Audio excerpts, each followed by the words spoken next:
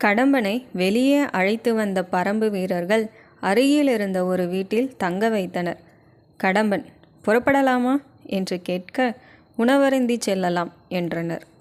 பெண்ணொருத்தி வள்ளிக்கிழங்கு, தேன், பழங்களை அவன் அருகே கொண்டு வந்து வைத்தாள். கடம்பன் அவற்றை உண்ட பின்னரும் எவரும் வராமல் இருக்க, பரம்பினர் காலம் தாழ்த்துவதின் உள்நோக்கத்தை புரிந்து கொண்டான். அவன் திசையை கணிக்க கூடாதென்பதற்காக சூரியன் மறைந்த பின்னர் இருட்டில் அழைத்துச் செல்ல இருக்கிறார்கள் என்று விளங்கிய போது கடம்பனுக்கு சிரிப்பு வந்தது.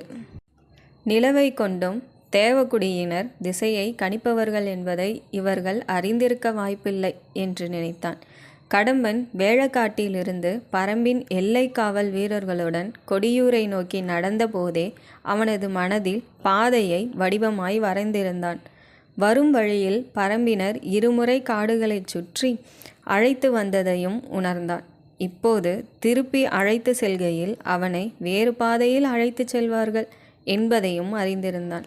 எந்த பாதையில் சென்றாலும் அவன் கிளம்பிய வேழக்காட்டை அடைகையில் 2 பாதைகளையும் மனதில் பொருத்தி அதன் மூலம் கொடியூர் அமைந்துள்ள திசையை உறுதியாக அவனால் கணிக்க முடியும்.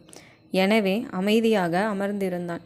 திரும்பிச் செல்கையில் அவனை அழைத்துச் செல்பவனிடமிருந்து தகவல் திரட்ட வேண்டும் என்று முடிவு செய்தான்.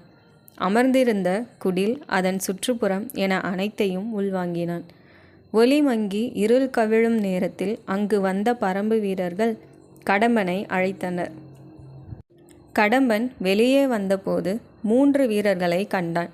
பாரியின் பின்னே நின்று உருவிய வாளுடன் வெளிவந்த ஒருவனும் அவர்களுடன் இருக்க, அவன்தான் இவர்களுக்கு தலைவனாக இருக்க வேண்டும் என எண்ணினான். போகலாம் என்று அவன் கூறியதும் அனைவரும் நடக்க துவங்கினர். கடம்பனின் கண்கள் வானை வருடியது. கரியவான் புதரில் விண்மீன்கள் மொட்டுக்களாய் பூத்திருந்தது.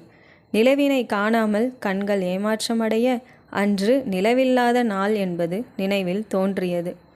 சின்ன ஏமாற்றம் ஏற்பட சூரியன் மறைந்த திசையை வைத்து விண்ணையும் மண்ணையும் மனதில் நிலைப்படுத்தி 8 திசைகளையும் உருவாக்கி நடந்து செல்லும் திசையை உள்வாங்கி வடிவத்தை வரிய துவங்கினான்.